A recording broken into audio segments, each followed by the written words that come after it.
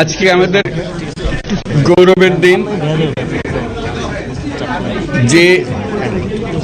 যে বিপ্লবের মাধ্যমে বাংলাদেশ আজকে নতুন বিজয় দিবস সৃষ্টি করলো, সেটাকে সামনে রেখে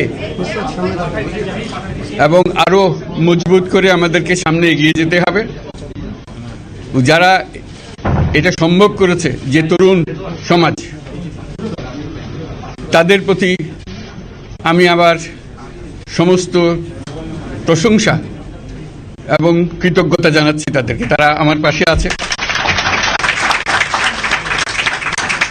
এরা এই দেশকে রক্ষা করেছে, এই দেশকে নতুনভাবে পুনর্জন্ম দিয়েছে এবং এই পুনর্জন্মে যে বাংলাদেশ পেলাম, সে বাংলাদেশ যেন অত্যন্ত দ্রুত গতিতে এগিয়ে চলতে পারে, সেটাই হলো আমাদের শপথ।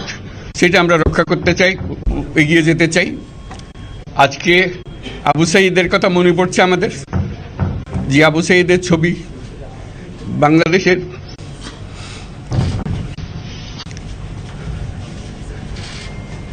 প্রতিটি মানুষের মনে গেঁথে আছে। এটা কেউ বলতে পারবে না।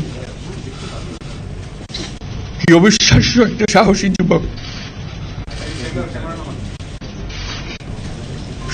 বন্দুকের সামনে দাঁড়িয়ে আছে এবং তারপরে থেকে কোনো যুবক, কোনো যুবতী আর হার মানে নাই, সামনে গিয়ে গেছে এবং বলছি যত গুলি মারো মারতে পারবো। আমাদের যে প্রতিজ্ঞা, যে আমাদেরকে এটা করতে হবে, ঘরে ঘরে পৌঁছাতে হবে। মানুষ যেন জানে যে বাংলাদেশ স্বাধীন হওয়ার অর্থ হলো তার নিজের পরিবর্তন, ব্যক্তির পরিবর্তন, সুযোগের পরিবর্তন, তার ছেলে মেয়ের ভবিষ্যতের পরিবর্তন। এটা যেন প্রত্যেকে বুঝে নেয় এবং আজকের তরুণ সমাজকে বোঝানো যে এই দেশ এটা তোমাদের হাতে, তোমরা এটাকে তোমাদের মনের মতো করে গড়ে তুলবে। তোমরা যেভাবে স্বাধীন করতে পেরেছো, তোমরা এটাকে তোমাদের মনের মতো করে গড়তেও পারবে এবং তোমাদের দেখে সারা দুনিয়া শিখবে কিভাবে একটা দেশ, একটা তরুণ সমাজ গ্রহণ করতে পারে এবং তাকে পাল্টে ফেলতে পারে। তাদেরকে আমি বারে বারে এমনি উপদেশ দিই যে পুরনোদেরকে বাদ দাও, তাদের এই পুরনো চিন্তা দিয়ে এটার মুক্তি আমাদের হবে না। করি সারা দুনিয়ার মধ্যে এটা হবে না। এটা শুধু বাংলাদেশের কথা না, সারা দুনিয়াকে জুড়ে কথা বলছি। তোমাদের মধ্যে যে শক্তি আছে, যে ক্রিয়েটিভিটি আছে, সৃজনশীলতা আছে, সেই সৃজনশীলতাকেও কাজে লাগাতে হবে। এটা শুধু বই খাতাটা লেখার জিনিস না, এটাকে প্রকাশ করার জিনিস, স্থাপন করার জিনিস, সেটা করা।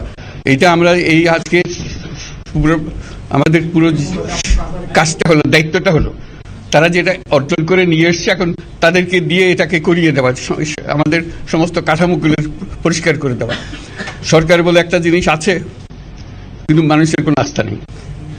মানুষ মনে করে সরকার একটা দমন পীড়নের একটা যন্ত্র, যেখানে পায়, যেখানে সুযোগ পায় তার একটা কষ্ট দেওয়া, তার থেকে নিংড়ে দেওয়া, যে সকল স্তরে। এটা হলো তার থেকে কেমন ভাবে সামাল দিতে হবে তাকে, একটা ভয়ের একটা জিনিস, তাকে সামাল দিয়ে চলা। এটা হলো সরকার। এটা সরকার হতে পারে না। সরকারকে দেখে মানুষের বুক ফুলে উঠবে যে আমাকে সাহায্য করবে, আমাকে রক্ষা করবে, আমার সরকার আমার জন্য দাঁড়াবে। সরকার তার জন্য দাঁড়ায় না কোনো সময়। যে সরকার হবে, সেই সরকার মানুষকে রক্ষা করবে, মানুষের আস্থাভাজন হবে। এটা কেউ জোর করে তাকে বলার জন্য আর ভালো আছে এটা না। সে নিজে নিজে বিশ্বাস করবে, সরকারি লোক দেখলে বলছে আমার লোক, আমাকে রক্ষা করার লোক। সেই আস্থাটা আমাদেরকে ফিরিয়ে আনতে হবে মানুষের মনে। তাহলে মানুষও যোগ দেবে এটাতে। মানুষ এখন পিছিয়ে থাকে যে কিসের মধ্যে আমাদেরকে ঢুকিয়ে দিচ্ছে। আমরা যেন জানতে পারি যে এইটা আমরা সবাই মিলে আমরা অগ্রসর হতে পারি। একটা বড়, সারা বাংলাদেশ একটা বড় পরিবার। এই পরিবার আমরা একসঙ্গে চলতে চাই এবং আমাদের মধ্যে দ্বিধা দ্বন্দ্ব যা কিছু থেকে সরিয়ে ফেলতে চাই। যারা বিপথে গেছে তাদেরকে পথে আনতে চাই, যাতে করে একসঙ্গে আমরা কাজ করতে পারি। এর মধ্যে আমরা শুনলাম, আসার পথে শুনে আসছি যে এখানে আইন শৃঙ্খলা ব্যাঘাত হচ্ছে, মানুষকে আক্রমণ করছে, ঘরবাড়ি জ্বালিয়ে দিচ্ছে, সম্পদ জ্বালিয়ে নষ্ট করছে, চুরি করছে, দিয়ে যাচ্ছে, অফিস আদালতে আক্রমণ করছে, সংখ্যালঘুদের উপর আক্রমণ করছে, হিন্দু, বৌদ্ধ, খ্রিস্টান, আহমদিয়া সবার উপর আক্রমণ করছে। এগুলো হলো ষড়যন্ত্রের অংশ। এগুলো আমাদের বিষয় না। আমাদের কাজ হলো এটাকে রক্ষা করা, সবাইকে রক্ষা করা। এটাকে প্রতিটি মানুষকে, প্রতিটি মানুষ আমাদের ভাই, আমাদের বোন, তাদেরকে রক্ষা করা এবং আমাদের একটা শৃঙ্খলা ফিরিয়ে আসা। বিশৃঙ্খলা, সহিংসতা এগুলো হলো অগ্রগতির বড় শত্রু। আমাদের যে যাত্রা শুরু হলো সেই যাত্রার শত্রু, কাজে এই শত্রুকে যাতে রোধ করা যায়, তাদেরকে বুঝিয়ে শুনিয়ে হোক, তাদেরকে আইন শৃঙ্খলার হাতে দিয়ে হোক, এটা বোঝাতে হবে। তাকে মেরে পেটে এটা ঠিক না, আইন শৃঙ্খলা নিজের হাতে ঠিক না। তাকে আমাদের আইন শৃঙ্খলা বাহিনী এমন হতে হবে, তাদের হাতে সুপর্দ করলে আমরা নিশ্চিন্ত থাকবে তার একটা বিহিত হবে। এমনগুলো আমরা হাতে দিয়ে দিলাম, 2 টাকা দিয়ে আবার ছেড়ে দিল, এটা যেন আবার না হয়। তা আমাদের সেই আস্থাটা আমাদেরকে আনতে হবে। কাজে আইন শৃঙ্খলার এখন আমাদের প্রথম কাজ। এই আইন শৃঙ্খলা ঠিক না হওয়া পর্যন্ত এটা আমরা অগ্রসর করার জন্য পদক্ষেপ নিতে পারবো না। আপনারা আমার উপরে আস্থা রেখে আমাকে জানিয়েছেন, ছাত্ররা আমাকে আহ্বান দিয়েছে, সেটাতে আমি সাড়া দিয়েছি। দেশবাসীর কাছে আমার আবেদন, আপনারা যদি আমার উপরে বিশ্বাস রাখেন,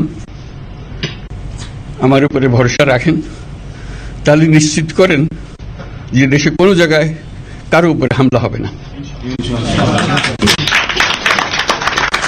এটা আমাদের প্রথম দায়িত্ব।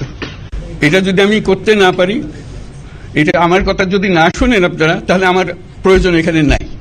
আমাকে বিদায় দেন, আমি আমার কাজে থাকি, সেখানে আমি ব্যস্ত থাকি। যদি আমাকে প্রয়োজন মনে করেন, তাহলে আমাকে প্রয়োজন মনে করলে আপনাদেরকে দেখাতে হবে যে আমার কথা আপনারা শোনেন।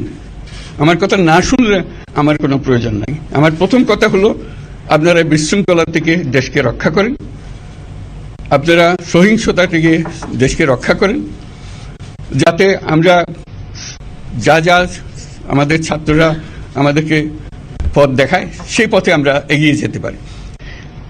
এটা একটা খুব সুন্দর দেশ হতে পারে, বাংলাদেশ একটা খুব সুন্দর দেশের সম্ভাবনাময় দেশ। কাজে এই সম্ভাবনাগুলোকে আমরা নষ্ট করে দিয়েছি। এখন আবার সেই বীজতলা আবার তৈরি করতে হবে, আবার আমাদেরকে জেগে উঠতে হবে। তারাই এই বীজতলা তৈরি করবে, তাদের হাত দিয়েই হবে, এবং তাদের দিকে আমরা তাকাবো, এবং আমরা তাদের নির্দেশ মতে আমরা অগ্রসর হব। এখানে সরকারি কর্মকর্তা কর্মচারী যারা আছেন, সেনাবাহিনী, বিমান বাহিনী, নৌবাহিনী প্রধানরা যারা আছেন, তাদের প্রতি অনুরোধ, আমরা একটা পরিবার, এইটার মধ্যে যেন আমাদের গোলযোগ না হয়, আমরা একযোগে একসাথে চলতে পারি, এবং আমরা তড়িৎ গতিতে একটা সুন্দর বাংলাদেশ গড়ার পথে এগিয়ে যেতে পারি। সেটাই আমার কামনা। আপনাদের সবার কাছে আবেদন, আমাদেরকে সেই সুযোগ দেন, আমরা সেই পথে আমরা যেন অগ্রসর হয়ে নিজে প্রশান্তি পাই। পৃথিবীর সবাই আগ্রহ করে তাকিয়ে আছে আমাদের দিকে। এখানে যখন ছাত্ররা রাস্তায় নেমেছে, পৃথিবীর সব জায়গা থেকে অভিনন্দন এসছে, যে তারা অবাক হয়ে গেছে। আমাদের তো গা শিউরে উঠেছে, প্রতিদিন যা হয়েছে অবিশ্বাস্য কাণ্ড। তাদেরও এটা স্পর্শ করেছে, তাদের তরুণরাও জেগে উঠছে আমাদের ছেলে মেয়েদের এই অভিজ্ঞতা থেকে, তাদের এই সংবাদ থেকে তারাও চোখ জেগে উঠেছে আমরা কি করতে পারি। কাজে আমাদের কাজ হবে এগুলো সম্পূর্ণ করা।